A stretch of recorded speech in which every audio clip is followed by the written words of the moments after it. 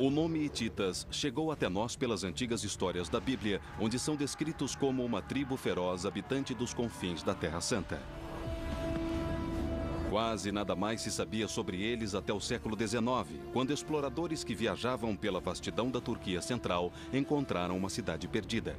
O que descobriram deixou estupefato o mundo arqueológico. Olha só, é majestoso, brilha e tem mais de 3.000 anos. Aqui se erguia Atusha, capital de um império esquecido, uma cidade cuja construção estava muito à frente de seu tempo.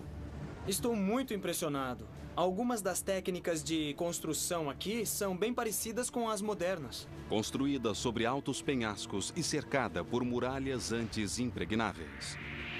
Encontraram-se evidências de uma pirâmide gigantesca, competindo com as obras dos antigos egípcios, uma rede de túneis subterrâneos secretos e um extenso complexo templário no coração da cidade, dedicado a deuses há muito esquecidos. E dominando tudo, uma espetacular cidadela real, antigo lar de uma dinastia de reis guerreiros. Mas por que um império tão avançado e poderoso de repente desapareceu da história? Agora, nossos investigadores partem em busca da resposta.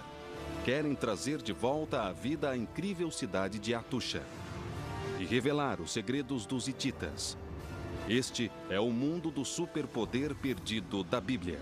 Este é o mundo perdido dos Hititas.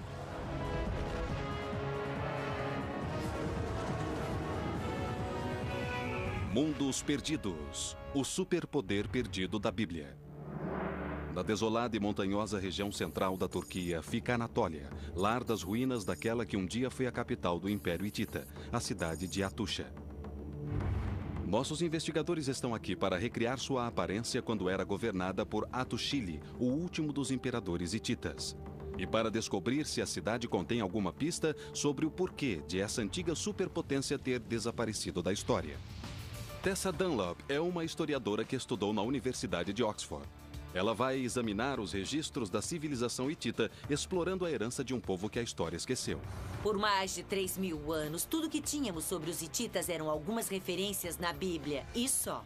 Jesse Karp é engenheiro de estruturas. Ele passou vários anos estudando na Turquia, domina a língua e está ansioso para investigar as monumentais construções da cidade.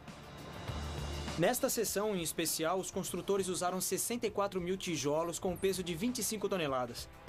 Naquela época, era uma fortificação de primeira. Há 4.000 anos, os hititas surgiram como uma tribo poderosa que controlava as terras altas da Anatólia. Nos 5 séculos seguintes, seus poderosos reis guerreiros ampliaram as fronteiras até as antigas terras da Bíblia, destruindo impérios nesse processo. Por volta do século XIV a.C., na época de Atushili, os hititas tinham um único rival à altura, o Antigo Egito, governado pelo faraó Ramsés. O choque entre esses dois impérios decidiu o curso da história. Mas enquanto o Egito se tornava a mais famosa civilização do mundo antigo, os hititas desapareciam completamente dos registros. Por quê? A investigação começa com o que teria sido a principal entrada em Atusha, o Portal do Leão. Tessa está com o arqueólogo Julian Bennett. Ela quer descobrir quando os exploradores europeus descobriram este local remoto, citado durante séculos apenas nas histórias de viajantes e mitos locais. Deve ter sido empolgante quando perceberam que tinha uma cidade perdida hitita nas mãos. E é tão excepcionalmente preservada e tão grande, mas começaram a escavar em 1890, quando começaram mesmo a trabalhar aqui. Mas por que construir a capital hitita numa região tão inóspita, com condições climáticas extremas e a quase 2.000 metros acima do nível do mar? Bom, Tessa, esse é o Portão do Leão, um dos principais acessos à cidade sagrada de Atusha. São animais magníficos, não são? São, sim, maravilhosos, de boca aberta e com a língua para fora. Você diz que este lugar era uma cidade, mas não entendo que, seria bem fácil de defender, mas muito árida, um tempo gelado, horrível no inverno. Por que eles moravam aqui? Bem, o clima era muito diferente naquela época. Deveria ter muito mais verde, mais úmido, haveria árvores por toda parte. Era uma rica região agrícola. 35 séculos atrás, a terra que cercava Atusha parecia muito diferente, assim como a chegada à cidade. As evidências arqueológicas demonstram que o Portal do Leão era flanqueado por 2 torres retangulares, cada uma de 15 por 9 metros. Os leões que montavam guarda no portal eram um símbolo hitita tradicional de proteção. No antigo perímetro da cidade, o engenheiro Jesse Karp está com o militar especialista na Idade do Bronze, Thomas Zimmerman. Eles examinam as antigas e virtualmente inexpugnáveis fortificações de Atusha. Thomas, onde é que estamos caminhando? Isso parece um tipo de muralha antiga? Exatamente. Basicamente, estamos caminhando sobre os restos de uma das fortificações mais antigas da capital hitita, datada dos fins do século 17, 16 a.C. Então, se isso era uma fortificação, o que são essas cavidades vazias ao longo desta parede? É bem estranho, né? Bom, a razão é que isto é a chamada Muralha de Casamata. Quer dizer, é construída de 2 paredes paralelas interrompidas por paredes intermediárias. A cada 2 metros, 2,5 metros. E as cavidades são densamente preenchidas com cascalho e terra. Quer dizer que nesta cavidade aberta, os outros entulhos eram trazidos e compactados aqui? É exatamente esse o caso. E é um modo bem eficiente de fortificar uma cidade e o suficiente para suportar ataques de um ariete. Usando essa técnica de casamata, os engenheiros hititas conseguiram construir paredes extremamente grossas e duráveis, em muito menos tempo do que levaria para construir paredes sólidas convencionais de tijolos. Com 6 metros de espessura, as defesas da cidade tinham cortes transversais a cada 3 metros, criando uma série de cavidades tipo caixa. O entulho era socado dentro dessas cavidades e compactado para formar a base da muralha. Moderna reconstrução no local permite a Jesse ter uma noção da escala original disso. Por cima da base de casamata, esta seção de 60 metros de comprimento é construída com 64 mil tijolos de argila e pesa 2.500 toneladas. Muralhas como esta se estendiam por mais de 56 quilômetros, dando volta à cidade toda, consumindo desconcertantes 2,5 milhões de tijolos de argila e entulho e constituindo uma das maiores estruturas do tipo já construída. Fortificações eram apenas uma parte de um extenso programa de obras que se acredita terem sido concebidos pelo príncipe Atushili, um dos maiores líderes dos hititas. Seu maior monumento guarda o sul da cidade, voltado em direção ao Egito. A impressionante plataforma Ierkap é um mistério. Com mais de 240 metros de comprimento e 75 metros de largura, sobre ela teria havido torres, cujo topo se alcançava por uma escada de 102 degraus íngremes. Jesse e Thomas subiram ao topo da plataforma para tentar descobrir a que fim se destinava a estrutura piramidal. Thomas, isso aqui parece a entrada de uma estrutura colossal, né?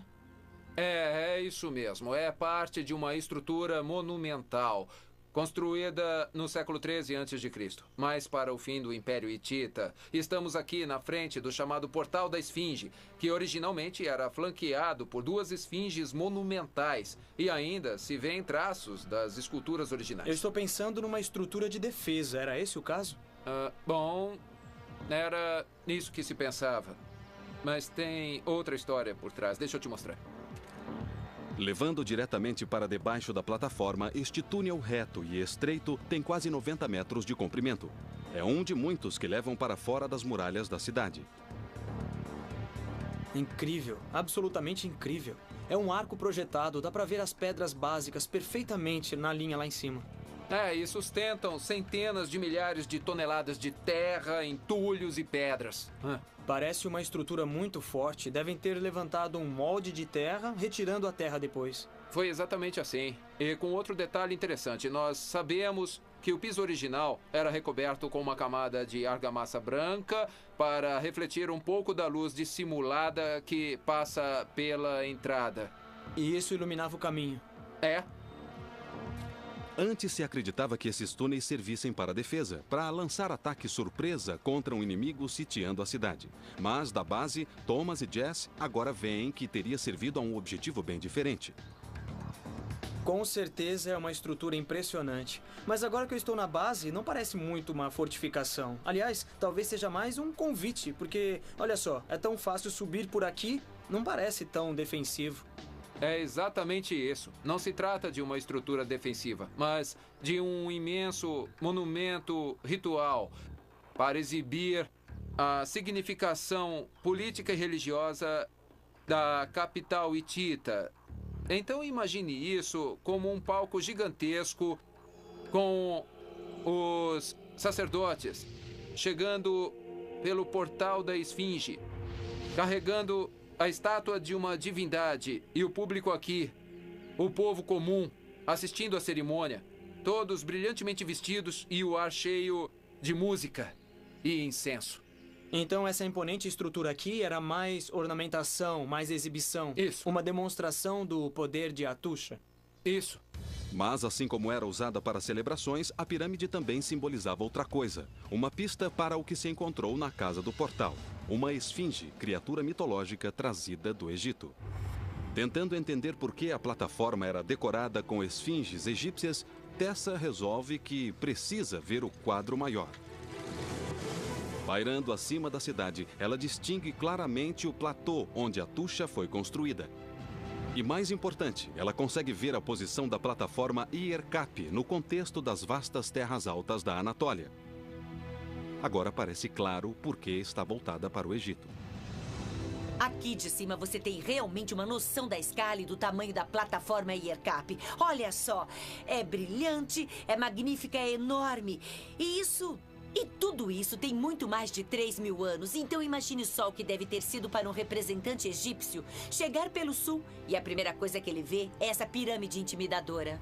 É isto que um egípcio que chegasse a Atusha veria no século 13 a.C.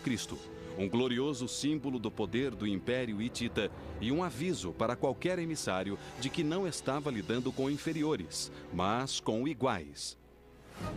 Mas em 1274 a.C., a balança do poder mudou. O faraó Ramsés queria se firmar como o novo rei do Egito. Ávido por glória no campo de batalha, seu primeiro alvo foi o Império Hitita. A seguir, nossos investigadores examinam as estruturas e tecnologia de armas que o príncipe Atushili empregou para salvar Atusha de um desastre militar. Os investigadores Tessa Dunlop e Jesse Karp estão em Atusha, capital do Império Hitita, há mais de 3.000 anos. Na cidade, já recriaram a incrível pirâmide Ierkap, utilizada para celebrações rituais, e examinaram as imponentes muralhas que cercavam a cidade, com mais de 5 quilômetros de fortificações tipo casamata. Agora, eles consideram um momento crítico que moldou o mundo hitita, sua maior batalha contra seu maior inimigo. As poderosas fortificações de Atusha garantiam que a cidade poderia suportar quase qualquer ataque. Mas, para sobreviver a um cerco, os engenheiros hititas tinham de recorrer a outros recursos. O engenheiro Jesse Karp está nas montanhas a 3 quilômetros de Atusha. Ele procura a força vital da cidade: água. A água de Atusha vinha de fontes como esta, acima da cidade. Hoje, a água das nascentes locais corre para um reservatório artificial. Reservatórios semelhantes foram criados pelos próprios hititas também. Jesse segue o curso d'água até um vale que hoje corre paralelo ao local. Mas as verdadeiras pistas sobre como os hititas administraram seu suprimento de água devem ser encontradas na cidade de cima, perto do Portal do Rei. Aqui, um sistema de tubos de argila conduzia a água desde as nascentes até a cidade. Esse era o sistema de abastecimento de água mais avançado da época. Mas essa canalização de argila também poderia ser encontrada por um inimigo e ser bloqueada ou envenenada. Portanto, para salvaguardar o suprimento de água, os hititas construíram reservatórios dentro da cidade. As pesquisas mostram que este reservatório na Cidade Alta era apenas um dos 7 distribuídos em Atusha. Tais reservatórios eram uma maravilha da engenharia. Este media 60 metros de comprimento por 90 de largura e cerca de 1,5 metros de profundidade. Com uma base de rocha impermeável e laterais de calcário revestidas de argila, o vazamento era mínimo, permitindo que o reservatório contivesse quase 8 milhões de litros d'água potável, aproximadamente o bastante para uma população de 10.000 pessoas sobreviver a um cerco de uns 200 dias. Com as defesas de Atusha em estado de prontidão, o príncipe Atushili deixou a cidade em 1274 a.C. Designado comandante-chefe do exército hitita, ele partiu para enfrentar Ramsés, faraó do Egito e o mais poderoso governante do mundo antigo. A disputa envolvia fronteiras. O Império Hitita tinha se expandido em ritmo rápido e agora ocupava terras férteis antes reivindicadas pelo Egito. Na cidade fronteiriça de Kadesh, os dois exércitos prepararam-se para o choque. Pela primeira vez na história do Velho Mundo, temos uma importante batalha travada entre duas nações, rivais não só em relevância ou em capitais, mas os hititas de um lado e os egípcios do outro. Por mais de 3.000 anos, os únicos relatos conhecidos da batalha eram aqueles inscritos nos templos egípcios, que alegavam que Ramsés tivera uma vitória magnífica para o Egito. Quando Atuxa foi descoberta, os arqueólogos encontraram milhares de tabuletas escritas. As histórias combinavam. Antes, os especialistas teriam de decodificá-las. A historiadora Tessa Dunlop investiga os registros hititas no museu local. Bom, esta é uma tabuleta cuneiforme. E olhando bem de pertinho, dá para ver uma série de impressões intrincadas que foram feitas com a ponta de um caniço. Cada uma dessas impressões representa uma sílaba ou um som. O que fizeram no século passado foi convocar um grupo de experts para tentar decifrar os códigos que essas impressões formavam. Após um trabalho estafante, os estudiosos finalmente decifraram as tabuletas e descobriram uma riqueza de informações, inclusive o relato hitita sobre a Batalha de Kadesh. A Batalha de Kadesh, a que o faraó egípcio Ramsés admiravelmente se referia como a mais impressionante vitória de sua nação. Quando se consultam os registros hititas, a história dessa mesma batalha é bem diferente. A descrição hitita narrava como Ramsés fora enganado por Atushili para dividir seu imponente exército em dois. Assim, quando se aproximou de Kadesh, os hititas, que ainda deveriam estar a dias de distância, atacaram com a poderosa força de suas bigas. A princípio, as bigas hititas sobrepujaram as forças egípcias e Ramsés quase foi morto. Mas a oportuna chegada de reforços salvou a vida do faraó. De volta em casa, Ramsés ordenou que os templos egípcios registrassem essa dramática reviravolta e como ele, pessoalmente, tinha mudado o curso da batalha, conduzindo a uma heróica vitória egípcia. Mas seria verdade o que narrava o faraó? Tessa está com o arqueólogo Julian Bennett, aprendendo a versão hitita dos eventos. Os faraós egípcios eram famosos por sua mestria na propaganda. E Ramsés deitou e rolou nessa batalha de Kadesh. Porque é interessante, mas os hititas o contradizem. Sim, de certo modo, quer dizer, o registro de Ramsés é um registro público para o povo egípcio saber nós ganhamos essa batalha de verdade. Mas os registros hititas são os oficiais, não são para consumo público e são mais objetivos nesse sentido. Então, apesar do que Ramsés disse, os egípcios levaram uma surra dos hititas, sob o comando do general Atushili? É, exatamente. Essa vitória contra uma potência estrangeira teve importantes consequências em casa. Ao salvar Kadesh da violenta investida egípcia, Atushili se tornou um herói nacional. Mas segundo os registros hititas, o rei, o próprio sobrinho de Atushili, ficou ressentido com o sucesso do tio e começou a maquinar sua queda. Atushili resolveu agir, violar o mais sagrado tabu hitita e tomar o trono para si. E como descobrem nossos investigadores, suas ações resultariam no mais ambicioso projeto de construção jamais empreendido em Atusha. Nossos investigadores estão em Atusha, a cidade dos hititas, um povo mencionado na Bíblia, mas, exceto por isso, esquecido há mais de 3.000 anos. Na Turquia, nas remotas terras altas de Anatólia, eles já descobriram os segredos do maior sucesso militar dos hititas. Agora, eles querem descobrir mais sobre o homem responsável, um dos últimos e maiores líderes hititas, Atushili. As inscrições contam que os hititas tinham regras rígidas sobre quem poderia herdar o trono. Era um dos motivos por que o império se mantinha. Mas em 1265 a.C., o príncipe Atushili apossou-se do trono de seu prepotente sobrinho, o rei Mutuwali. Atushili III era uma pessoa muito escrupulosa e muito perturbada. Ele achava que tinha de tomar o poder, porque achava que era disso que precisavam para salvar o império. Apesar do difundido apoio às suas ações, ao depor o herdeiro por direito e se declarar rei, Atushili tinha violado uma das mais sagradas leis hititas. E a penitência por esse crime pode ter sido o motivo que o levou a reconstruir completamente o maior templo de Atusha. Com o arqueólogo Julian Bennett, a historiadora Tessa Dunlap passa a investigar o local do templo atrás de pistas sobre os rituais que um dia tiveram lugar aqui. Isto parece enorme, de verdade. Pode ajudar a me localizar? Esta é uma estrutura templar realmente imponente. Nós só passamos a principal entrada, o portal cerimonial. Para onde quer que a gente olhe, alguma coisa chama a atenção. Para começar, o que pode ser isso? Tessa notou o objeto mais desconcertante do local, a pedra verde, que se acreditava que fosse um meteorito. Esta é a famosa Pedra Verde. Ela está pedindo para ser tocada. Tem uma superfície resplandecente, muito lisinha. Foi polida por muitas pessoas que vieram aqui. Mas provoca a pergunta, a troco do que ela está aqui? Boa pergunta. É uma rocha local. Não há dúvida nenhuma, não veio do céu, nada disso. Mas é verdade que algumas das tabuletas falam sobre pedras rituais ou pedras sagradas ou coisa assim. E esta pode muito bem ter sido uma delas. Avançado pelo complexo do templo está o santuário interior, cercado por alguns dos maiores blocos rochosos da cidade.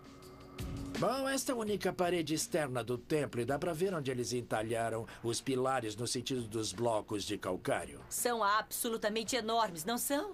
Alguns desses blocos pesam fácil umas 20 toneladas, blocos sólidos de calcário. São tão grandes, como foram trazidos para cá? Envolveu muito trabalho humano nisso, provavelmente de escravos, mas é bem possível que de mão de obra livre também.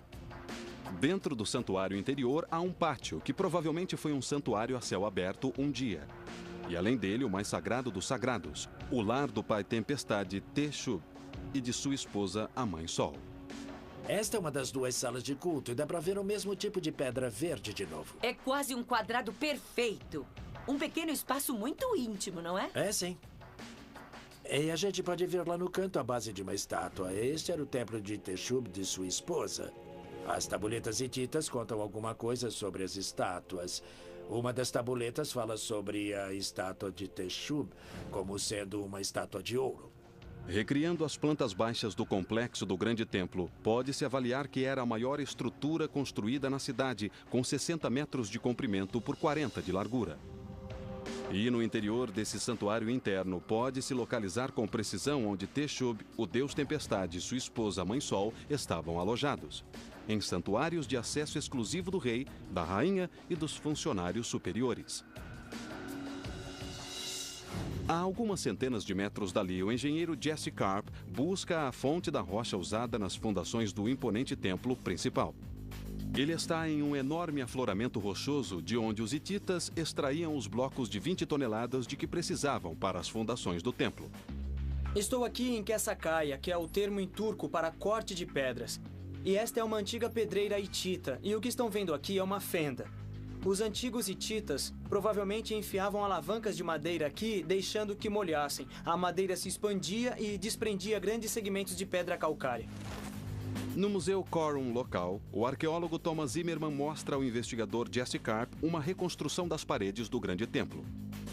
Thomas, isto é um corte transversal de uma antiga construção hitita. Você pode falar um pouco sobre os métodos de construção que devem ter usado? Ah, claro. Basicamente consistia de uma fundação de calcário com uma moldura de madeira com tijolos de argila como superestrutura. Tudo coberto por um telhado plano de madeira selado com muita lama.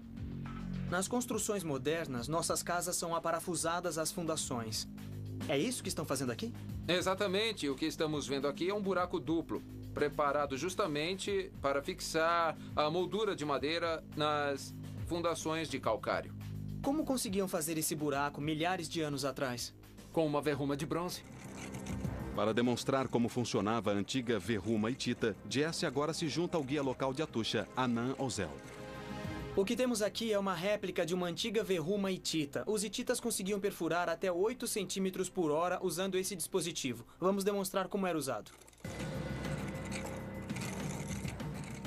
A verruma usa uma peça de bronze que gira na rocha dura, criando lentamente um furo tubular que poderia ser usado como ponto de fixação para a estrutura de madeira do templo e os tijolos de argila.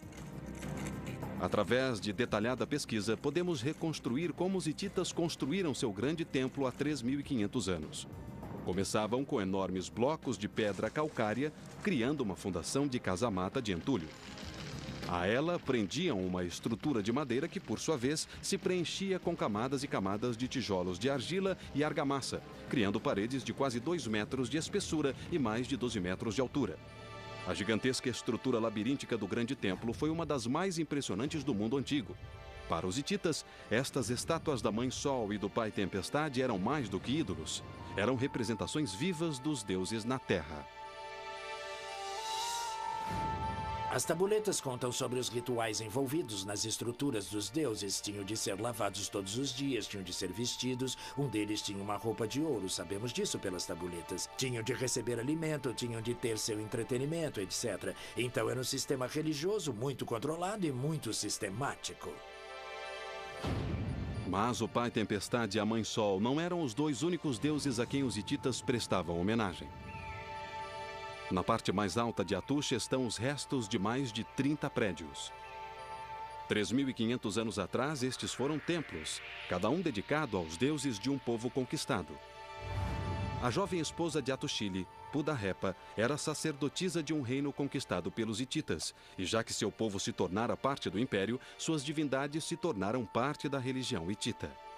O Império Hitita tinha uma grande variedade de pessoas de distintas formações. Não eram todos hititas. Nós chamamos de hititas, mas eram diferentes, grupos diferentes, deuses diferentes. Então era como que um aglomerado de deuses diferentes para agradar aos vassalos, assim como os deuses originais. Exatamente.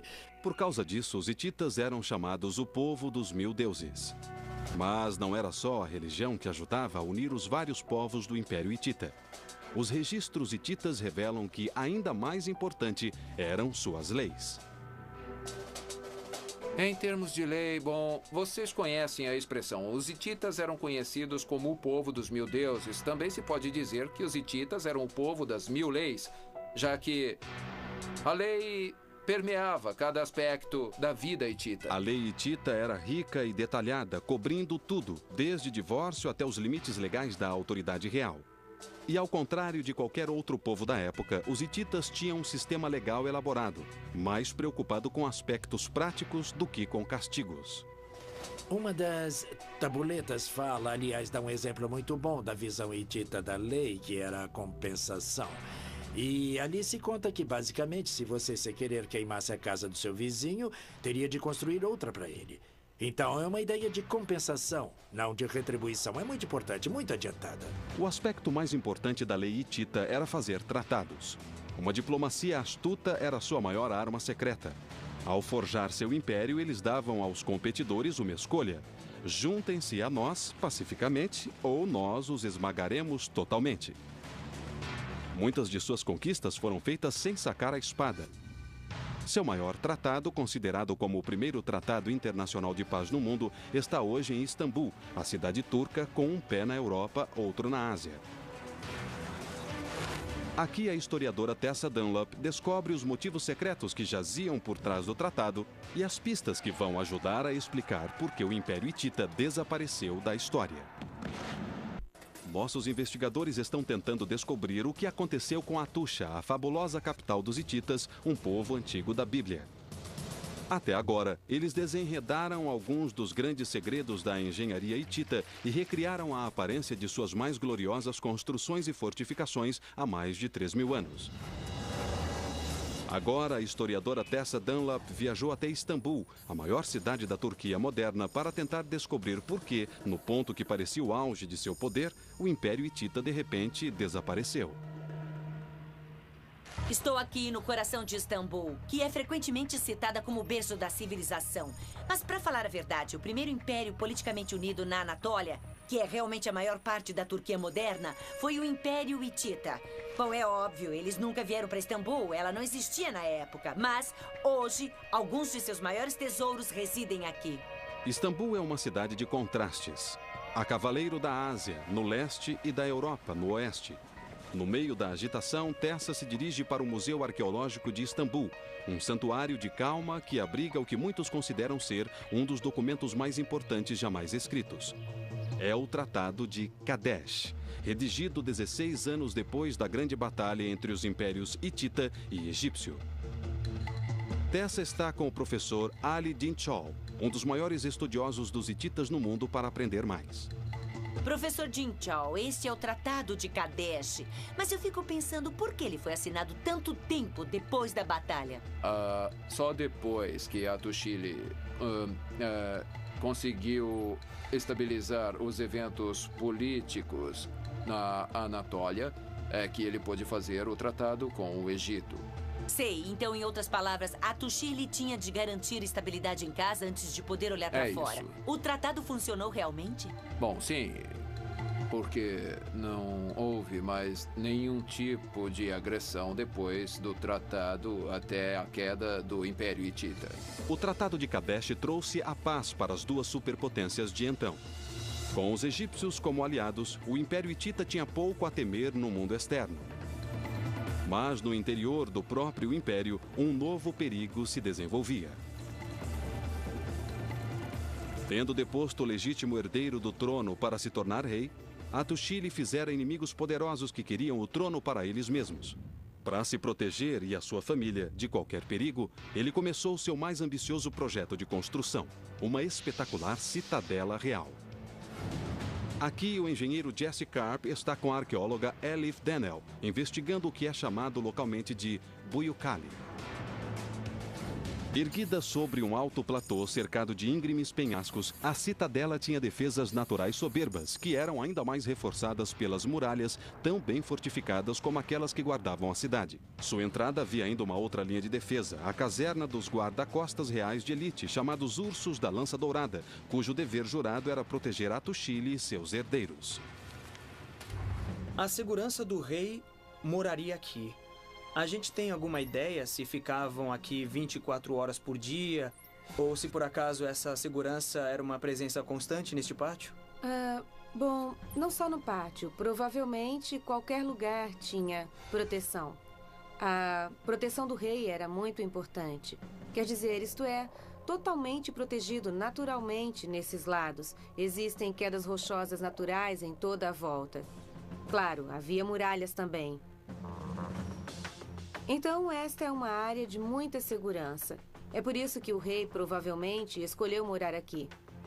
Além disso, tem um comando muito bom da área por toda a citadela. É uma vista extraordinária. Dá para ter praticamente uma visão panorâmica do vale. Tudo de que o rei precisasse deveria estar dentro deste alto recinto de segurança, inclusive o que os arqueólogos consideram que teria sido o templo particular de sua família, apelidado de Piscina do Rei. No tempo dos hititas, não se veriam árvores aqui. Isto teria sido um tanque cerimonial. A estrutura onde estamos, na verdade, era toda emparedada e recoberta.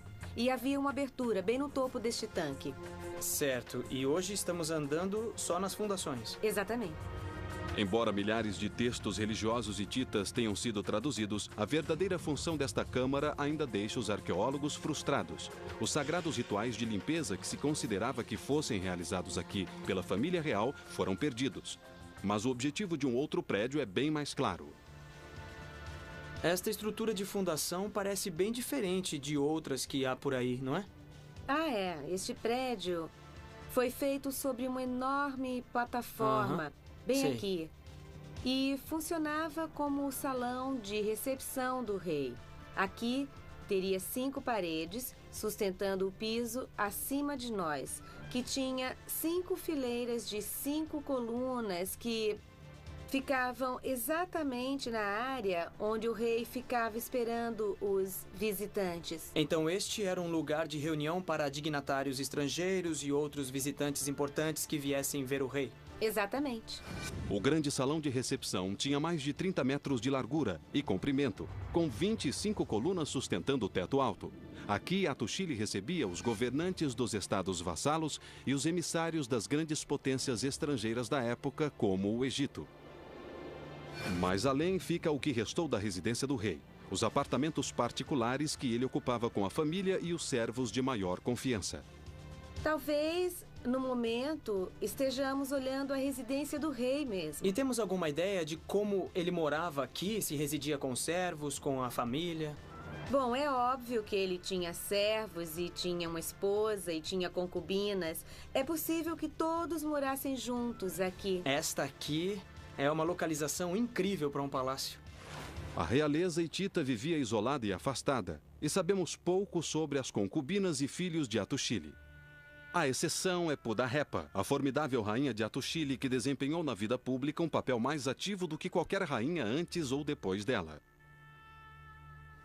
Com certeza ela era uma mulher muito forte, era óbvio que ela era muito educada, que sabia lidar com relações internacionais e sabia administrar o país de certa forma, porque foi capaz de influenciar um aspecto muito significativo.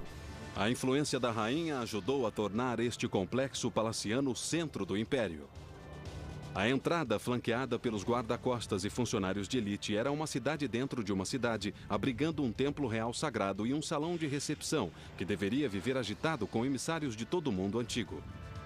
Suspenso sobre um platô com mais de 240 metros de comprimento e 150 de largura e cercado de encostas íngremes, era uma vista que dominava a cidade, a maior obra-prima do longo reinado de Atushili. Mas o palácio não duraria como o resto da cidade. Logo ele cairia. A seguir, nossos investigadores vão em busca de quem ou do que causou esse repentino fim cataclísmico.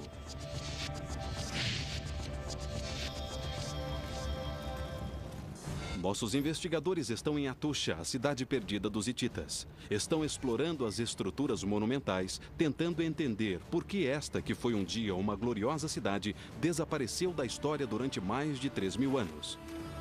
O engenheiro Jesse Karp está mais ou menos a 1.500 metros a nordeste de Atusha com a arqueóloga Elif Denel. Foram explorar ali o maravilhoso santuário rupestre de Yazilikaya, um lugar considerado como tendo sido concebido por Atushili, um dos últimos e maiores reis hititas, e sua esposa Pudahepa. Agora estamos entrando no santuário ao ar livre de Yazilikaya. Isso é incrível! Há relevos e inscrições em todas essas rochas. São relevos de deuses e deusas. Deuses deste lado e deusas à direita. E sabemos por que eram representados, por que foram construídos? Todo este santuário é dedicado ao deus Tempestade.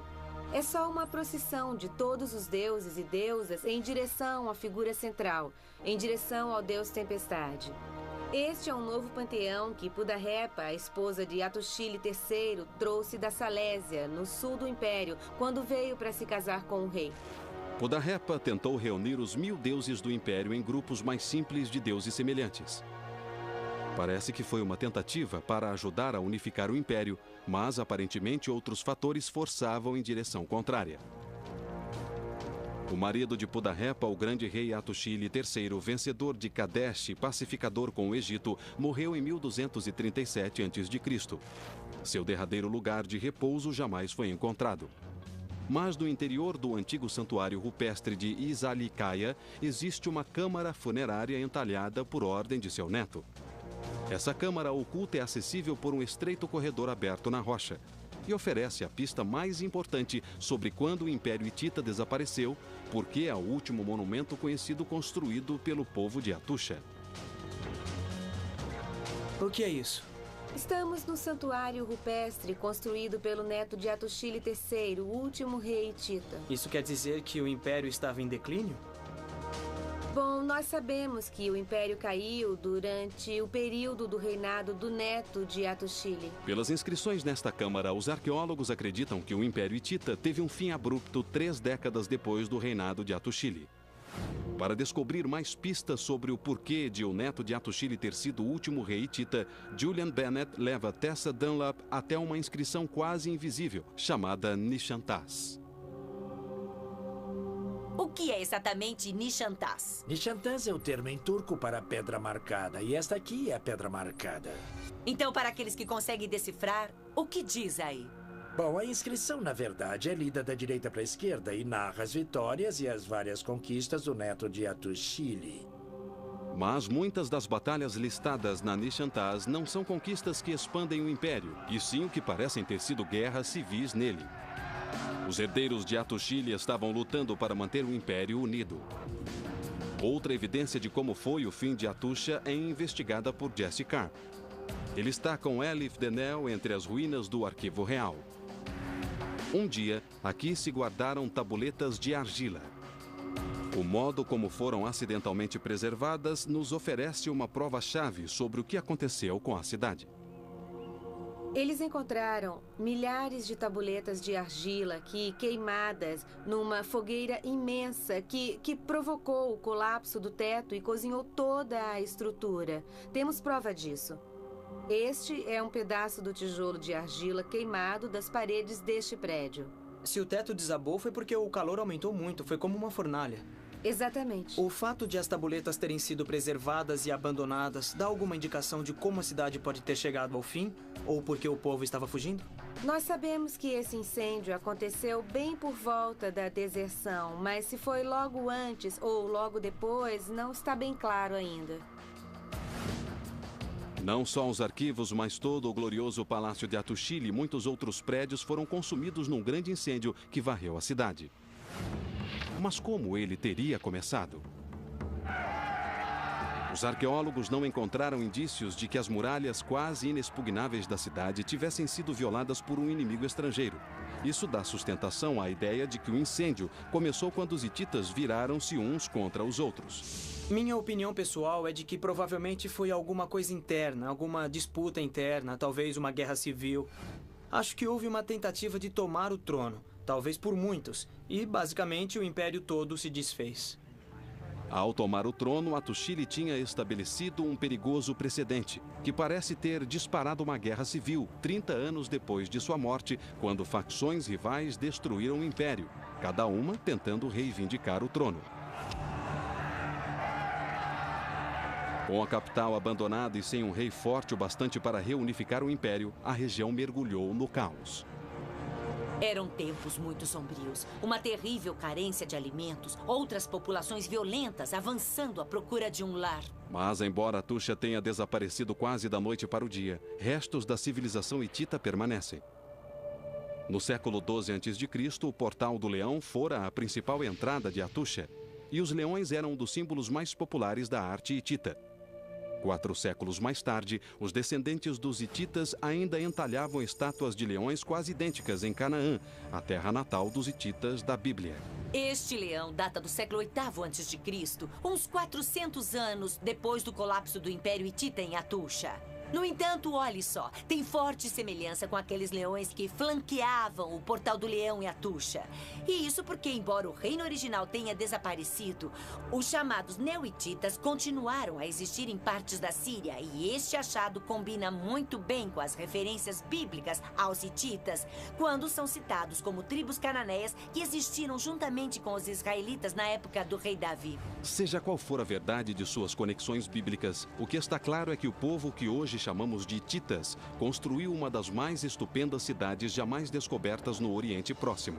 Uma cidade que alcançou seu apogeu sob Atushili e se orgulhava de vistas como a plataforma Ierkapi, o grande templo do deus Tempestade e a citadela real. No entanto, apesar de toda a segurança, nem isso foi bastante para proteger a dinastia de Atushili das consequências dele se apossar do trono. E no espaço de uma única geração, Atusha se tornou um mundo perdido. Uma cidade e uma civilização que só agora conseguimos recriar 3.000 anos depois de ter desaparecido.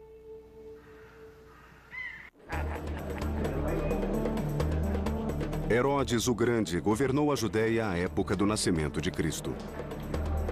Na história e na Bíblia, ele é tido como o ditador homicida que tentou assassinar o menino Jesus e que ordenou a morte de seus próprios familiares. Mas a reputação cruel de Herodes ofuscou seu legado como um construtor visionário. Ele arquitetou um dos mais ambiciosos projetos de construção da Terra Sagrada. Herodes deixou um legado em pedra que sobrevive até os dias de hoje. E agora nós iremos investigá-lo. De Massada, onde uma fortaleza desafia a gravidade pendendo de um rochedo íngreme, a Cesareia, onde Herodes construiu o primeiro porto artificial do mundo. Do Heródion, onde uma montanha esconde um palácio fortificado, ao Monte do Templo em Jerusalém, na época a maior estrutura do planeta. Nossos investigadores irão desvendar como essas obras foram erguidas. Como construíram isso lá em cima? E revelarão a escala, a ousadia e a inovação destas incríveis façanhas da engenharia. Esse é o mundo perdido de Herodes, o Grande.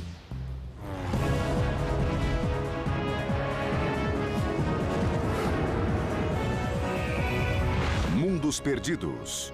Herodes, o Grande. Esse deserto seco e quente é o local mais desolado de Israel.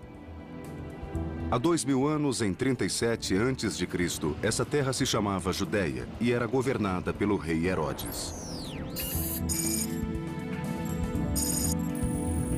Nas margens do Mar Morto, em um local chamado Massada, ele decidiu construir uma fortaleza sobre um rochedo. As muralhas da fortaleza ainda existem e nossos investigadores irão explorá-las. Ori Soltes é um arqueólogo da Universidade de Georgetown, em Washington. Ele é um especialista na história da Terra Sagrada. Ori pretende entender melhor o legado de Herodes a partir das ruínas do rochedo. Agora vamos descer por essa passagem. Certo.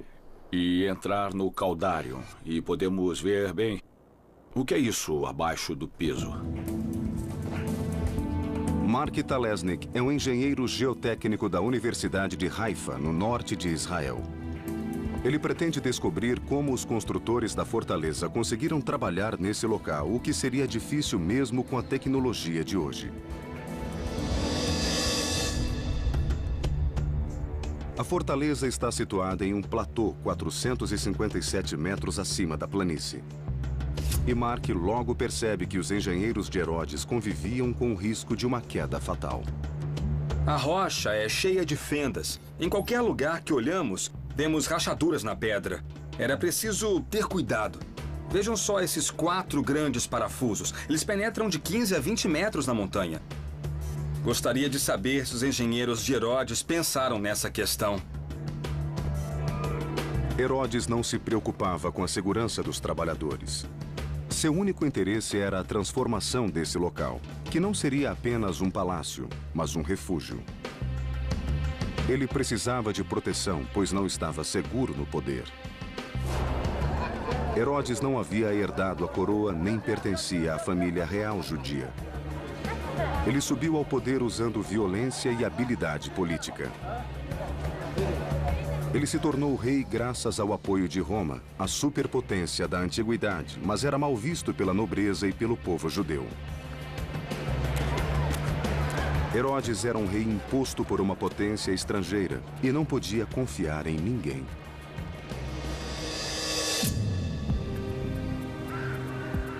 Massada era um lugar vital para Herodes, onde ele poderia se refugiar caso houvesse uma revolta. Em Massada não existe água, sombra, comida ou fonte de energia. Guiado pelo historiador Albert Baumgarten, Mark Talesnik descobre que para um empreiteiro como Herodes, Massada possuía um recurso vital: pedra. Essa é a pedreira. Nossa, isso é incrível. Os engenheiros de Herodes usaram essas pedras para cercar o platô com uma muralha de 1 quilômetro de comprimento.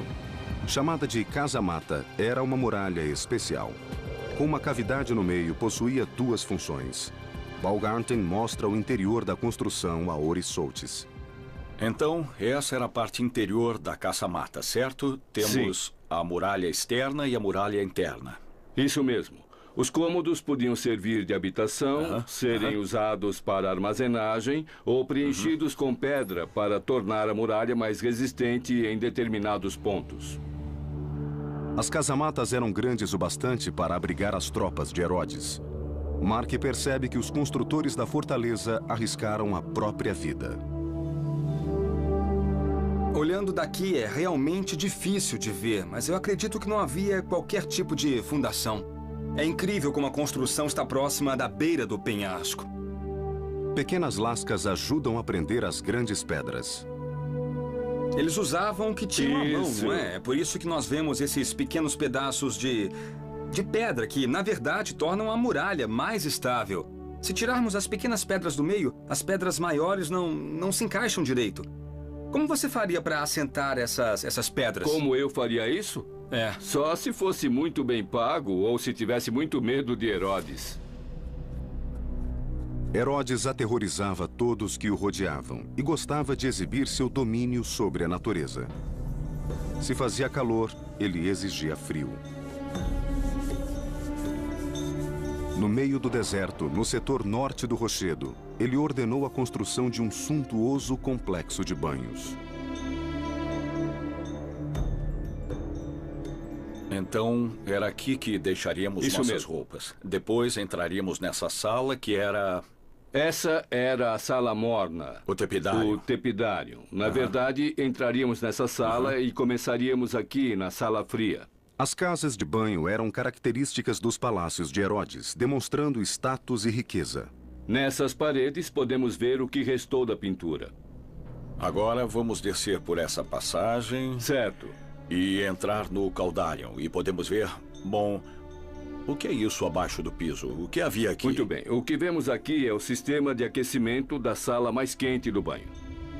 O ar quente produzido pela fornalha era conduzido por tubos sob o piso e pelas paredes. O sistema permitia que a temperatura da sala fosse controlada. Então isso é genial. Temos as pedras e o material que segura os ladrilhos. Em cima disso temos ladrilhos, gesso e pinturas. Isso temos mesmo. uma série de camadas. Bom, essa é uma edificação que foi projetada e construída com muito cuidado. Isso nos traz uma questão. Sim. O calor vinha da água quente, que vinha do fogo, Certo. que vinha de onde arranjavam combustível para o fogo. Traziam a madeira de qualquer lugar onde houvesse madeira para que houvesse fogo para aquecer a Então água. dinheiro não era problema. Dinheiro não era Herodes trazia problema. madeira de onde quer que Isso. fosse. O trabalho escravo era a solução para outro problema: a falta de água. Canais coletavam a água da chuva. Canais foram construídos com o objetivo de direcionar a água para determinados locais Então e para esses garantir... canais foram Sim, construídos isso por mesmo. Herodes. Podemos ver vegetação dos canais. Quer dizer Isso que mesmo. ainda há umidade aqui. Ainda há umidade aqui. Durante o inverno, a água armazenada em 2 piscinas a oeste de Massada era direcionada para cisternas subterrâneas com capacidade de 40 mil metros cúbicos. Então, a água era carregada por escravos até o topo da montanha.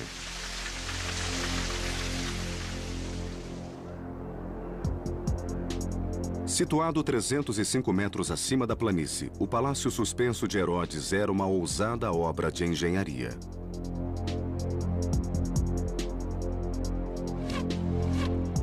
Os níveis inferiores foram construídos em terraços cortados na face norte do rochedo. Olha só essa parte aqui. A rocha alterna faixas duras e macias, facilitando o trabalho de escavação dos engenheiros até as camadas de pedra boas para construir. Olha só, a grande vantagem é que esse tipo de rocha é fácil de quebrar. Após quebrá-las em camadas, podiam construir os diferentes níveis. Herodes teria acesso a esses níveis através de uma escada. Essa é a escada. Ela sobe até ali onde haveria um deck e... Não, esse é o deck. Não, peraí. Olha isso. É óbvio que havia alguma coisa aqui em cima. É mesmo? É. Tudo bem. A engenharia era ousada e a decoração era suntuosa. Aqui devemos imaginar que havia uma série de colunas e um telhado cobrindo toda a construção, criando um pórtico coberto onde as pessoas podiam se proteger do sol forte. Ao mesmo tempo, podiam aproveitar a brisa e a fantástica vista. É incrível. Sim. Era o mínimo para o homem mais rico do Oriente. Com certeza. Massada, a fortaleza do rei Herodes, era uma maravilha da engenharia. Ele transformara uma rocha inabitável em um oásis.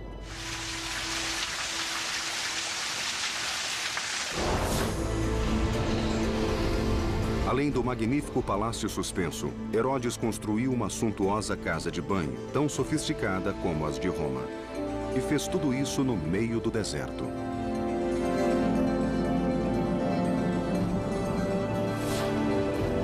A combinação de luxo e proteção se tornaria a marca registrada de suas obras.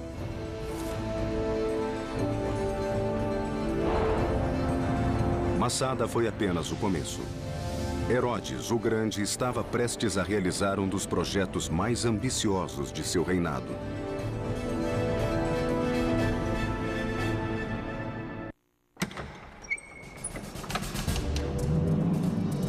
Herodes, o Grande, governou a Judéia como um ditador. Ele impunha o medo e vivia sob o temor de assassinato, traição e revolta. Herodes não confiava em ninguém, preferindo a segurança de tijolos e argamassa. Nossos investigadores presenciaram a grandiosidade da fortaleza de Herodes no topo do Monte Massada. Esse tipo de construção seria sua marca registrada. Herodes construiu nada menos que 11 fortalezas. Agora veremos a mais magnífica de todas, que foi batizada com seu próprio nome, o Heródium. Herodes começou a construí-la no início de seu reinado e levou 3 décadas para finalizá-la. À primeira vista, o local parece ser apenas um vulcão. Mas as aparências enganam. Orissoltes irá explorar os extraordinários segredos dessa montanha. Seu guia é o especialista Marty Freelander. Durante a subida, não há sinal de existência de uma fortificação feita pelo homem. Mas ao chegarem no topo, 750 metros acima do nível do mar, eles descobrem que o morro esconde um vasto palácio. Nossa, isso é incrível, não é mesmo? É fantástico. O Heródium tem 200 metros de diâmetro. Temos essa enorme estrutura circular. Foi simplesmente construída em cima do morro ou o que houve? Ele escolheu um morro comum, próximo ao deserto, e criou sua própria montanha. Nossa! Mark Talesnik é especialista em grandes projetos de deslocamento de terra. Ele quer entender como Herodes transformou esse local. Eu estou aqui para saber como ele fez isso. A primeira questão é descobrir o que é natural e o que foi feito pelo homem. Eu quero saber se podemos subir aqui para visualizar a linha entre a rocha e o cone artificial.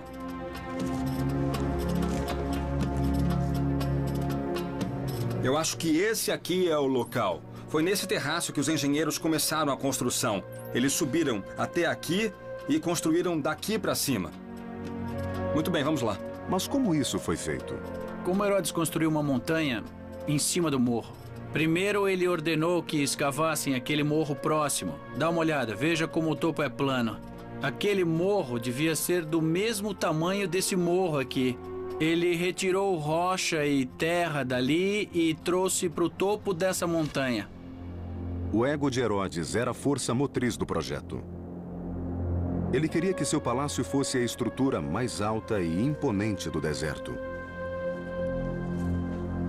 Vamos subir mais um pouco, até o topo. O declive íngreme tinha um propósito de defesa. Seria impossível levar uma arma de cerco até o topo. Tá cada vez mais íngreme. Subimos uns 20 metros. Vamos tentar medir a inclinação aqui. Muito bem, cadê a bolha? Pronto. Mais ou menos 45 graus. Está cada vez mais difícil de subir, da mesma forma que deveria ser no passado. Do topo, 120 metros maior que os morros vizinhos, Herodes tinha uma visão clara de Jerusalém, a 25 quilômetros de distância. E as pessoas em Jerusalém também poderiam vê-lo. A aparência de vulcão foi produzida empilhando terra sobre as paredes externas, que ganharam resistência graças ao formato circular. Uma segunda muralha contorna a primeira. Era aqui que os guardas patrulhavam, marchando ao redor da fortaleza. Era. Estamos andando entre as duas muralhas? 4 torres marcavam os pontos cardeais. A torre leste era 3 andares mais alta. Era onde ficavam os aposentos de Herodes. Essa é a parte central. Ela tem várias funções, além de ter uma ótima visão. Também é muito fresco lá em cima. Se Herodes quisesse fugir do calor, lá em cima ele teria uma sala com vista e um lugar para se refrescar. Esse era o único local ventilado. Isso mesmo. Ori encontra a passagem que formava a entrada particular de Herodes no palácio e que dava acesso a um jardim interno. Esqueça essas pedras. Esse era o topo de uma escada de 200 degraus. Nossa. Ele entrava por aqui e chegava em grande estilo. Aqui tudo era diferente. Havia plantas e gesso, havia estuque e afrescos. Belos jardins. Os aposentos ficavam aqui. Nesses 2 andares encontrava-se todo o tipo de extravagância. Havia um elaborado complexo de banhos, marca registrada de suas residências. Havia uma sala fria, uma sala morna, uma sauna, um banho turco e uma piscina de imersão. O design dessa sala é notável. Essa era a sala morna, o tepidário. Mas o aspecto mais fascinante está lá em cima, no topo. Está olhando para o primeiro teto em abóbada do mundo ocidental construído por Herodes. Essa é outra prova de que Herodes era um visionário. Ele foi o primeiro a fazer isso e construir uma espécie de céu em miniatura. Ele teve essa ideia que ninguém havia pensado antes. Herodes foi o primeiro. E o topo era aberto. É um óculo, certo? Exatamente. Hoje está fechado, mas era aberto para que a luz entrasse. Muito bonito. E toda a superfície devia ser coberta de afrescos. Todas as imagens. Geishas, sereias. Era uma abóbada do prazer.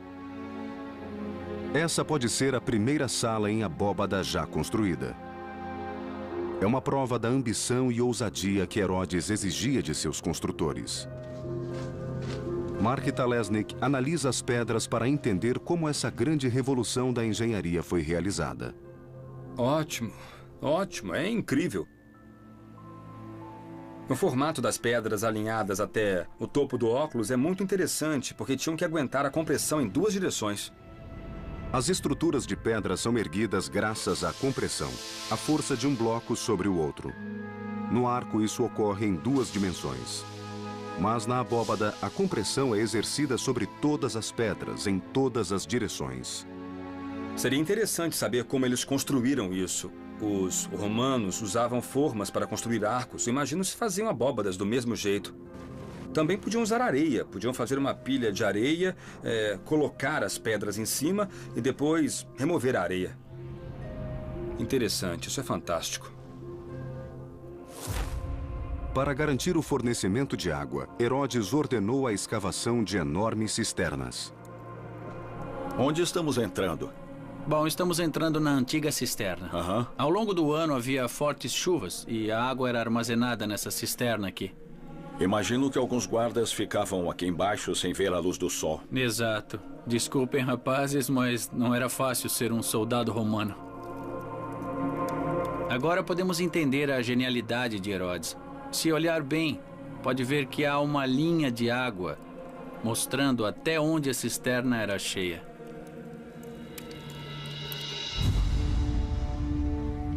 O Heródium era a prova do domínio de Herodes sobre o deserto. 154 mil metros quadrados de terra improdutiva foram transformados em um palácio de prazeres com vastos jardins. Uma enorme piscina com aqueduto próprio constituía a peça central. Toda a área era cercada por jardins suntuosos e muito impressionantes. Lembre-se que estamos no meio do deserto. Herodes criou um jardim temperado em pleno trópico. Do tamanho de 2 piscinas olímpicas, era navegável por pequenos barcos.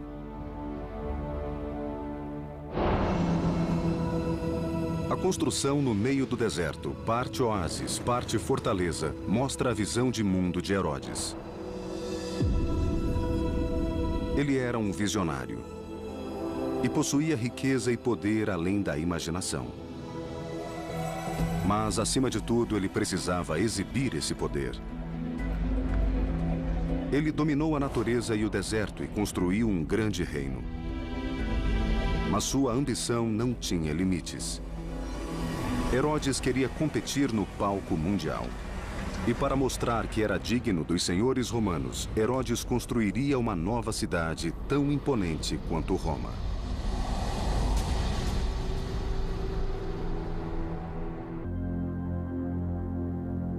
As realizações de Herodes o Grande foram ofuscadas por sua reputação como ditador cruel. Ele tinha obsessão por obras grandiosas. Nossos investigadores viram como a ambição, o ego e a paranoia de Herodes o levaram a criar uma série de magníficas fortalezas. Mas em 28 a.C., um novo projeto eclipsaria todos os outros. A construção de uma nova cidade na costa mediterrânea da Judéia, que incluiria o primeiro porto feito pelo homem. Era a cidade de Cesareia. O engenheiro Mark Talesnik quer descobrir onde ficava o porto de Herodes. Ele é acompanhado pelo arqueólogo Yosef Porev, que estuda a região há mais de 20 anos. O quebra-mar original ficava... O quebra-mar original ficava ali. Era um grande porto com 450 metros de comprimento. Para visualizar a extensão do antigo, é preciso sair para o mar. Estamos agora no local onde ficava a abertura do quebra-mar do porto. Isso é incrível. Então a abertura do quebra-mar ficava ali. Era uma abertura de 35 metros por onde os navios entravam no porto. Sim, havia duas torres altas que os navios podiam ver à distância. E havia algum farol também? Sim, sim. Os romanos da Baía de Nápoles foram os primeiros a perceber que a cinza vulcânica endurecia quando molhada. Conhecida como pozzolana, foi o primeiro concreto submerso da história e permitiu que Herodes construísse o porto de Cesareia. Arqueólogos descobriram restos de armações de madeira que eram colocadas debaixo d'água e preenchidas com pedras e pozzolana. Quer dizer que eles construíram o porto como um caixão. Sim. No meio do mar. Sim, sim. Eles pegavam caixas de madeira, jogavam as caixas no mar e as enchiam com pedras e concreto para que afundassem em um local determinado. Sim. E repetiam o processo. Sim. Era uma revolucionária obra da engenharia. O primeiro porto marítimo artificial. Mas ninguém previu a ação do mar contra a estrutura. Em poucos anos, a areia invadiu o quebra-mar, formando uma nova faixa de terra. Mas os arquitetos de Herodes encontraram uma utilidade para ela. E construíram um hipódromo para corridas de biga. Aqui ficavam os portões por onde as bigas entravam. Os portões se abriam simultaneamente. Isso é uma rocha com um sulco. Era como se fosse uma cerca se abrindo? É possível, sim. Após passarem pelo portão, as bigas se dirigiam até uma barreira central.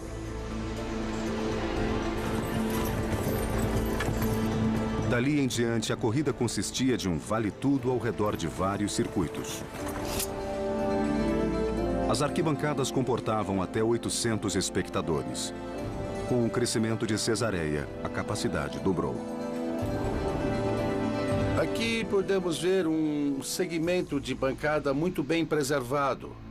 Era importante ter uma boa visão das curvas onde havia muitos acidentes. Então as pessoas sentavam aqui só para ver os acidentes? Sim, elas gostavam disso. Elas gostavam, né? É. E as bigas corriam na areia? Sim. Arena significa areia em latim. Ah, eu não sabia disso. Herodes construiu a cidade mais moderna do mundo romano. Herodes trouxe arquitetos romanos à Judéia. Tanto o teatro como o circo romano que vimos anteriormente foram projetados seguindo características da arquitetura romana. Os teatros romanos tinham um formato semicircular. Esse foi o primeiro teatro da Judéia. Seu projeto foi concebido a partir de um entendimento de acústica, assegurando que o menor som fosse o ouvido das bancadas superiores. O que havia de especial na acústica do teatro? Bem, logo atrás do palco havia uma parede muito alta, fazendo com que todo o som fosse empurrado do palco para a plateia. As vozes eram ouvidas de qualquer lugar. É uma bela... Bela vista, não? Bela vista. Os melhores assentos da casa. Belo cenário também, com o pôr do sol. Herodes batizou a cidade de Cesareia para homenagear seu protetor, o imperador romano. O projeto era uma obra de adulação e deu certo. Ao construir uma cidade romana em um reino judaico, Herodes corria o risco de irritar seus súditos. Para manter a lealdade do povo era preciso mantê-lo feliz. E Herodes fez isso através de outra obra: reconstruindo a cidade de Jerusalém. O resultado seria uma das maiores obras de engenharia da história.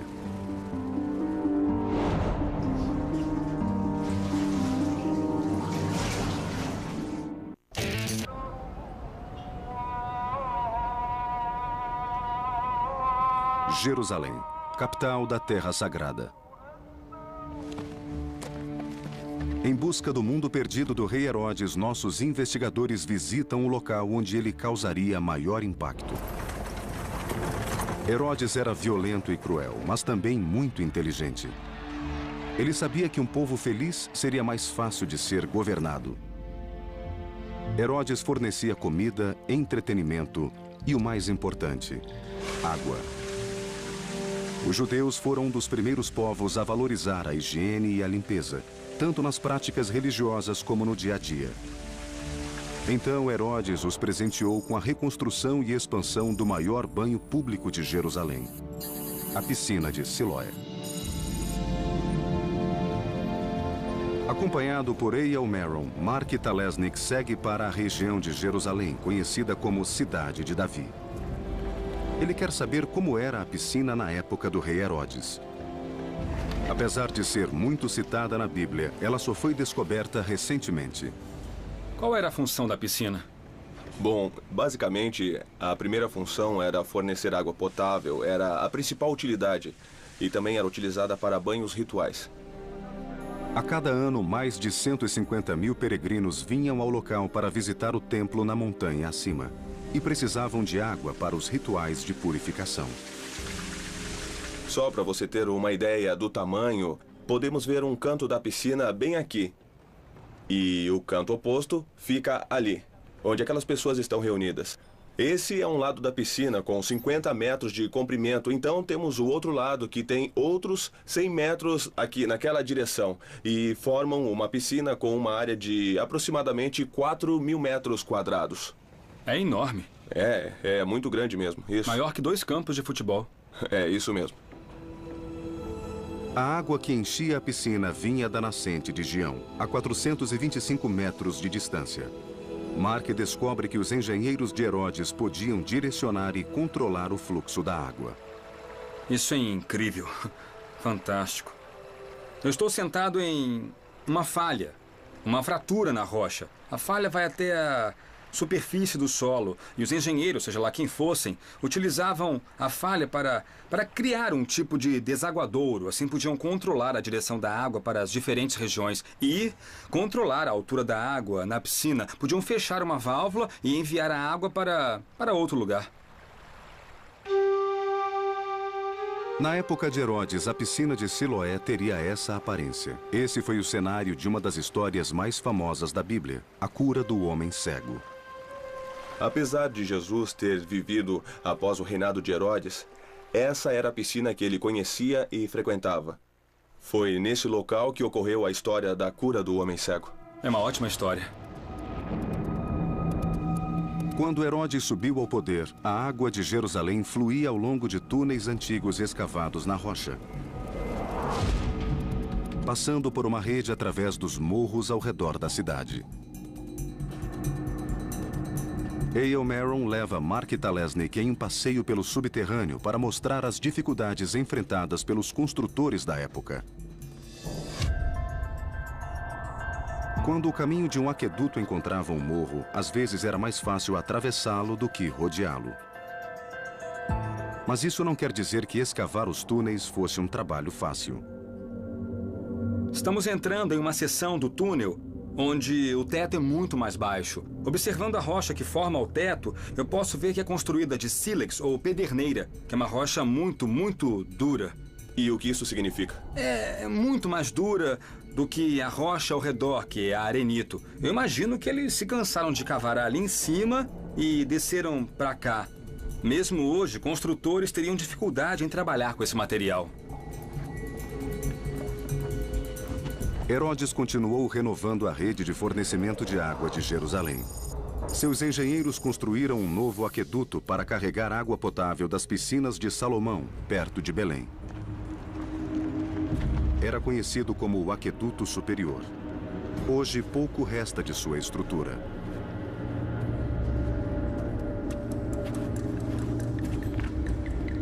Mas Mark Talesnik e Eilmeron encontram uma das poucas seções remanescentes. Esse é um segmento do Aqueduto Superior que se manteve intacto por 2000 anos e isso é realmente impressionante. O aqueduto era feito de quê? Bom, ele é feito basicamente de gesso, um gesso hidráulico para impedir que a água vaze pelo sistema. E essa cor cinza é um sinal de que a estrutura foi feita no tempo do rei Herodes. Nessa época, costumavam combinar cinzas com gesso para obter essa cor distinta aqui.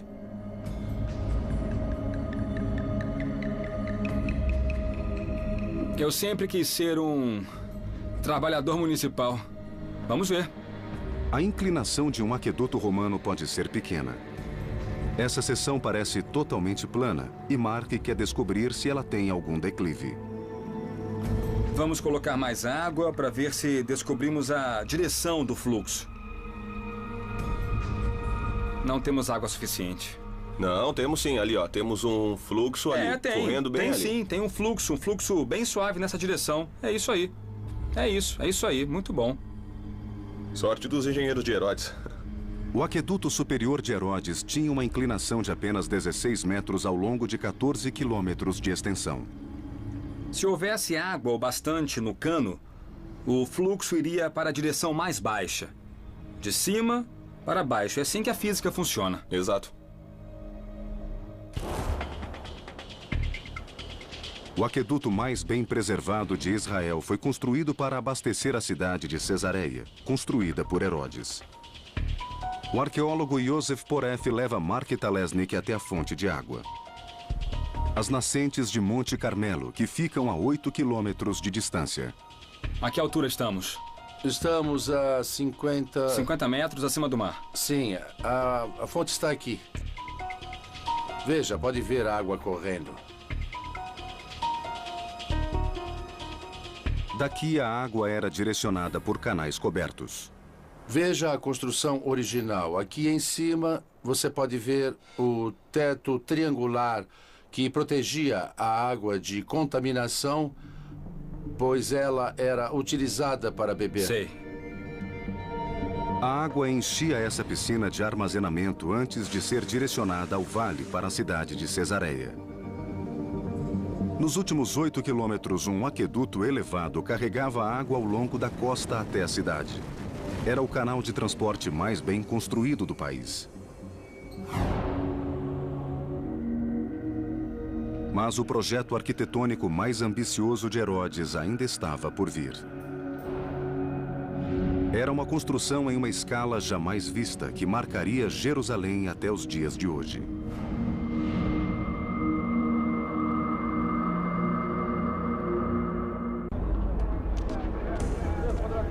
Nossos investigadores estão descobrindo o legado do rei Herodes, o Grande. Estruturas monumentais construídas por toda a Judéia durante seus 33 anos de reinado. Naquela época, Herodes se esforçou para agradar seus mestres, os poderosos romanos que haviam lhe concedido o trono da Judéia. Ao mesmo tempo, seus súditos o abominavam. Ele era um rei imposto por uma potência estrangeira. Herodes quis se provar digno do povo judeu e fez isso concedendo-lhes o maior presente imaginável: a reconstrução do templo, o local mais sagrado da terra para os judeus. Ori Soates e o historiador Ken Spiro visitam o local. A construção foi destruída há séculos, mas grande parte da muralha permanece de pé. Essa seção é conhecida como Muro das Lamentações. Herodes construiu essa muralha para segregar, que acabou se tornando um local sagrado para o povo judeu ao longo dos séculos. É como se fosse um pedaço do templo, certo? Certo. Ironicamente, o homem que possuía uma relação ambivalente, até mesmo Sim. hostil com o povo da Judéia, foi quem construiu o local mais sagrado do mundo para os judeus. É incrível. É realmente muito interessante. O que vemos aqui é apenas um fragmento da obra de Herodes. Para termos uma ideia do tamanho da construção, Mark Talesnik atravessa o vale até o Monte das Oliveiras. Somente a essa distância é possível visualizar a grandiosidade dessa obra. Pronto. É uma bela vista. Hoje, uma mesquita dourada marca o local do Templo de Herodes. Temos uma bela visão daqui. O maior desafio enfrentado por Herodes foi construir uma grande plataforma no topo da montanha. O que ele decidiu fazer de uma maneira sem precedentes no mundo antigo foi construir uma grande muralha ao redor da parte superior da montanha para permitir a terraplenagem do local.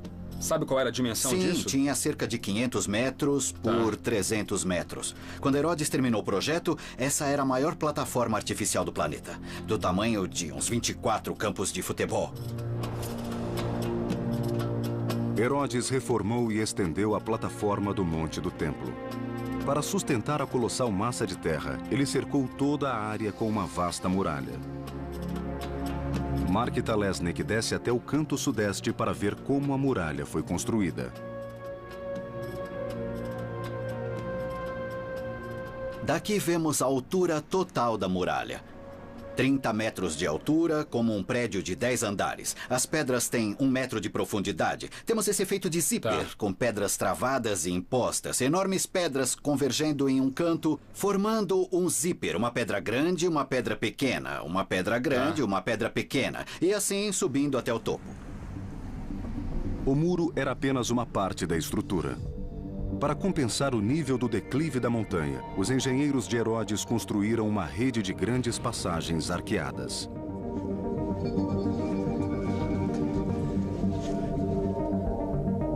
Mark Talesnik e Ken Spiro seguem um túnel embaixo do Muro das Lamentações. Escondido sob a superfície, encontra-se o mais refinado exemplo da construção em pedra da época de Herodes. É a chave para a construção do Templo do Monte. Se observar as pedras, verá que estão intactas. Veja, quase não há falhas. Parece que acabaram de ser colocadas aqui e podemos até ver as marcas de cinzel, feitas há 2000 anos pelos pedreiros de Herodes. É uma beleza. Não há sinal de erosão. A junção é perfeita, não há nenhum espaço entre as pedras. Perfeitamente cortadas e assentadas. Olha só isso, magnífico. Parece que foram colocadas ontem. Algumas pedras utilizadas na construção do Muro de Herodes são gigantescas.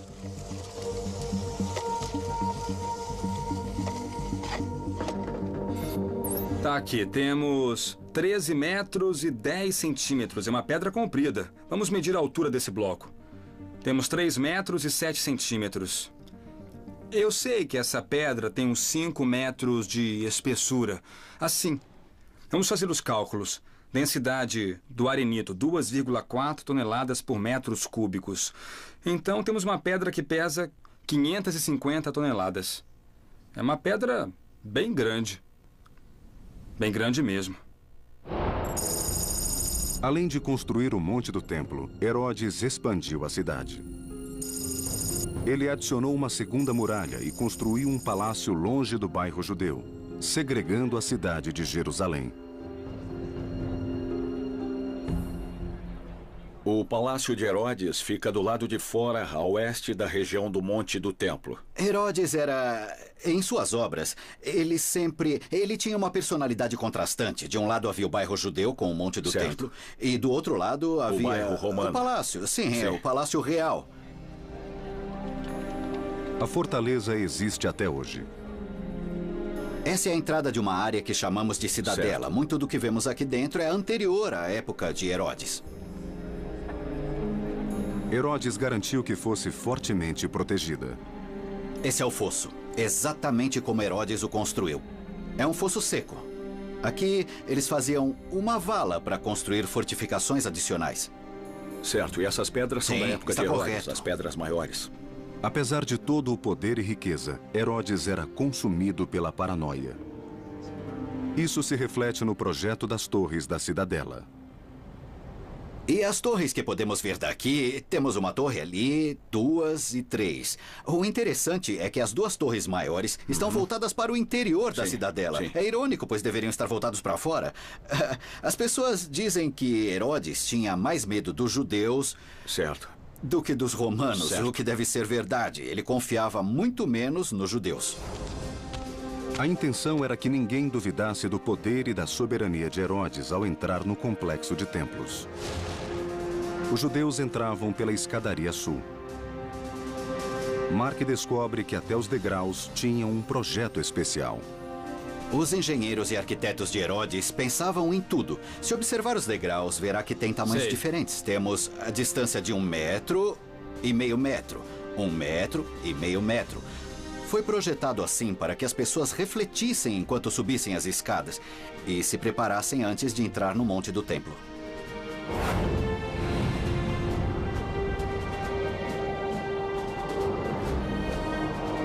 O primeiro templo foi construído pelo rei Salomão, e Herodes tinha a intenção de ofuscá-lo.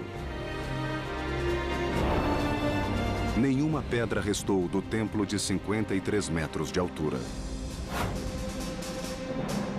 Ele queria se imortalizar e impressionar o povo judeu.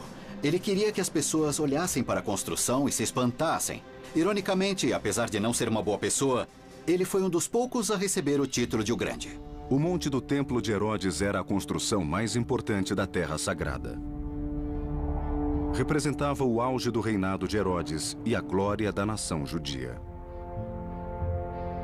Era a culminação de todas as suas obras. Como nossos investigadores descobriram, ele se beneficiou do conhecimento adquirido em Massada, de como reforçar declives perigosos e como esculpir grandes blocos de pedra. Do Heródion, os construtores de templo aprenderam escala e como construir em diferentes níveis.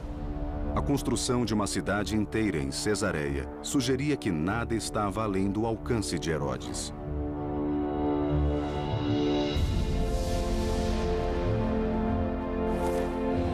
E o Monte do Templo foi a prova final. O rei Herodes sempre será lembrado como um vilão. Cruel, determinado e egocêntrico. Entretanto, foi esse homem com essas características que produziu algumas das mais extraordinárias façanhas da engenharia.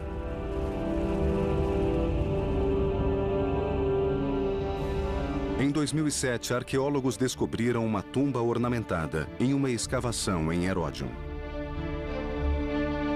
Apesar de não haver nenhuma inscrição, a riqueza e a localização da tumba levam os arqueólogos a acreditar que este seja o local onde Herodes o Grande foi enterrado. As pesquisas continuam, mas se os arqueólogos estiverem certos, esta pode ser a tumba do maior construtor do mundo antigo. Condições climáticas extremas e a quase 2.000 metros acima do nível do mar.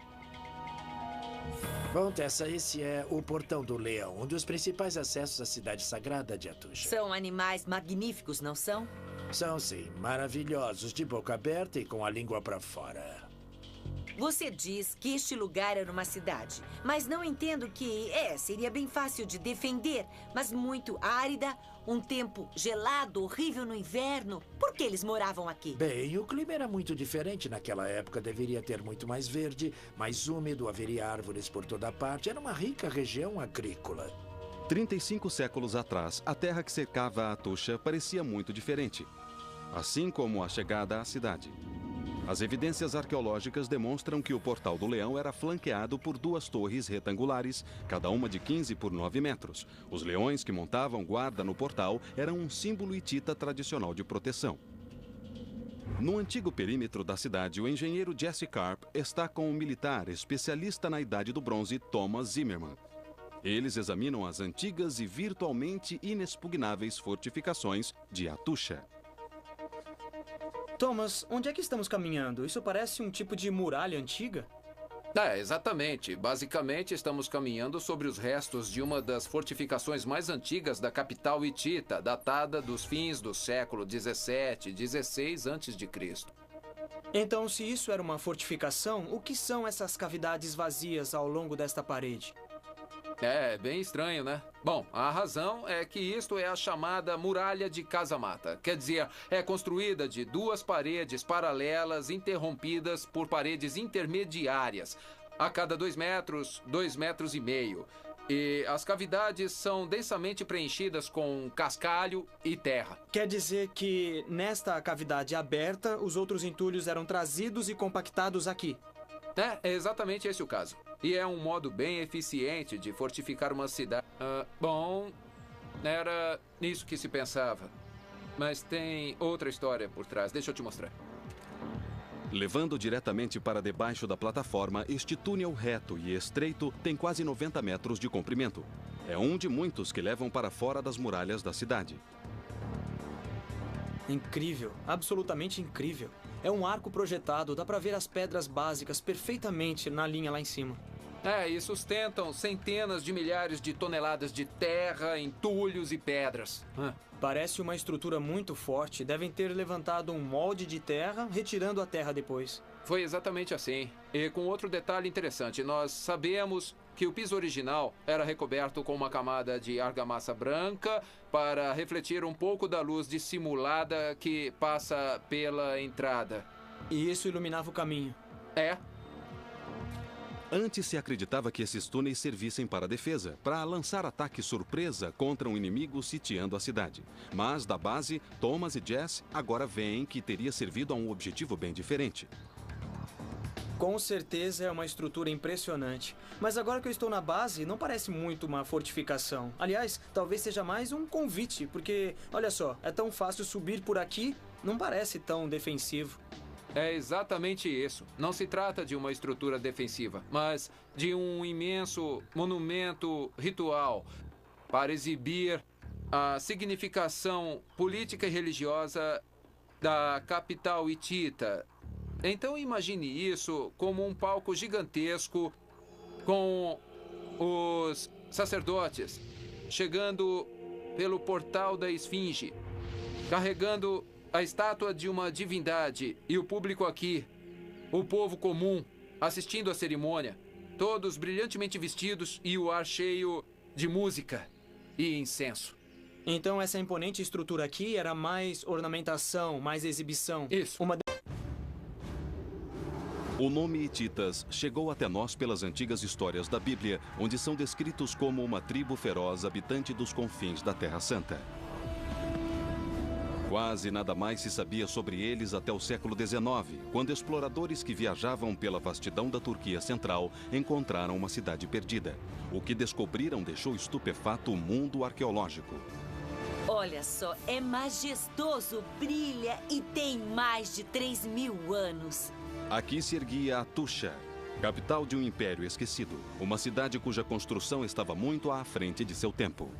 Estou muito impressionado. Algumas das técnicas de construção aqui são bem parecidas com as modernas. Construída sobre altos penhascos e cercada por muralhas antes impregnáveis. Encontraram-se evidências de uma pirâmide gigantesca, competindo com as obras dos antigos egípcios, uma rede de túneis subterrâneos secretos e um extenso complexo templário no coração da cidade, dedicado a deuses há muito esquecidos. E dominando tudo, uma espetacular cidadela real, antigo lar de uma dinastia de reis guerreiros. Mas por que um império tão avançado e poderoso de repente desapareceu da história? Agora, nossos investigadores partem em busca da resposta.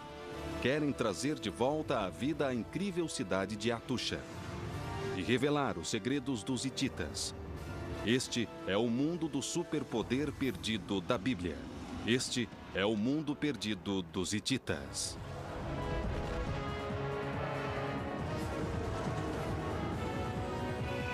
Mundos Perdidos, o superpoder perdido da Bíblia.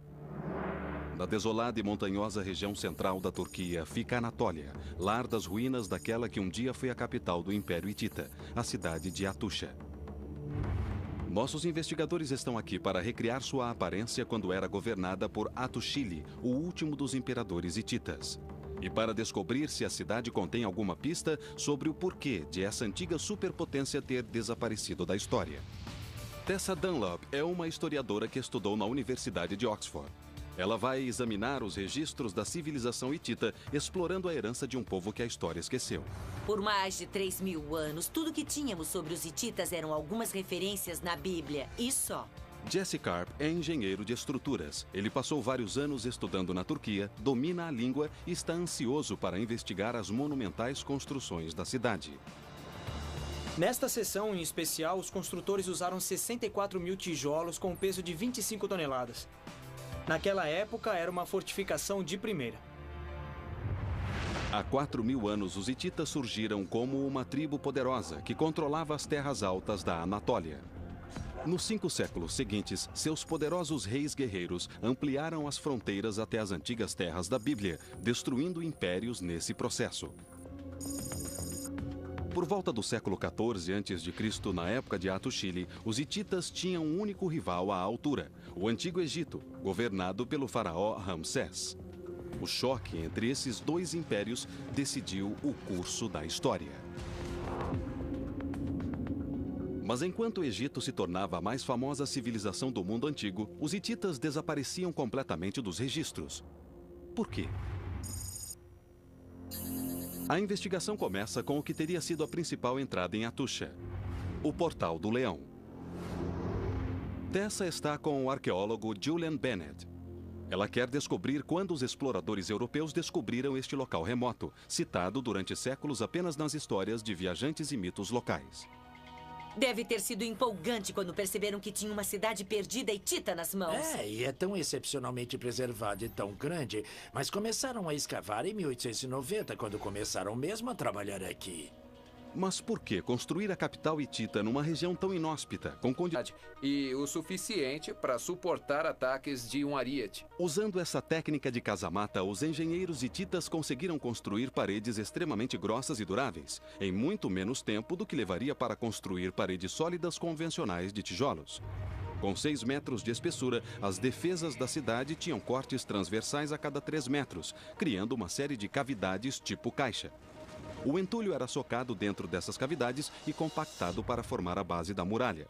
Moderna reconstrução no local permite a Jesse ter uma noção da escala original disso. Por cima da base de casamata, esta seção de 60 metros de comprimento é construída com 64 mil tijolos de argila e pesa 2.500 toneladas. Muralhas como esta se estendiam por mais de 56 quilômetros, dando volta à cidade toda, consumindo desconcertantes 2,5 milhões de tijolos de argila e entulho e constituindo uma das maiores estruturas do tipo já construída. Fortificações eram apenas uma parte de um extenso programa de obras que se acredita terem sido concebidos pelo príncipe Atushili, um dos maiores líderes dos hititas.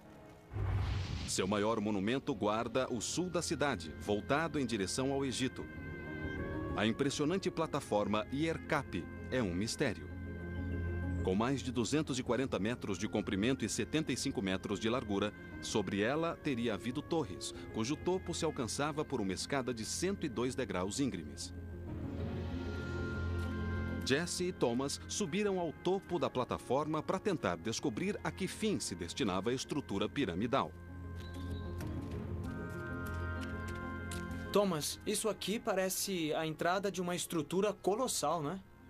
É isso mesmo. É parte de uma estrutura monumental, construída no século XIII a.C., mas para o fim do Império Hitita. Estamos aqui na frente do chamado Portal da Esfinge, que originalmente era flanqueado por 2 esfinges monumentais e ainda se vêem traços das esculturas originais. Eu estou pensando numa estrutura de defesa. Era esse o caso?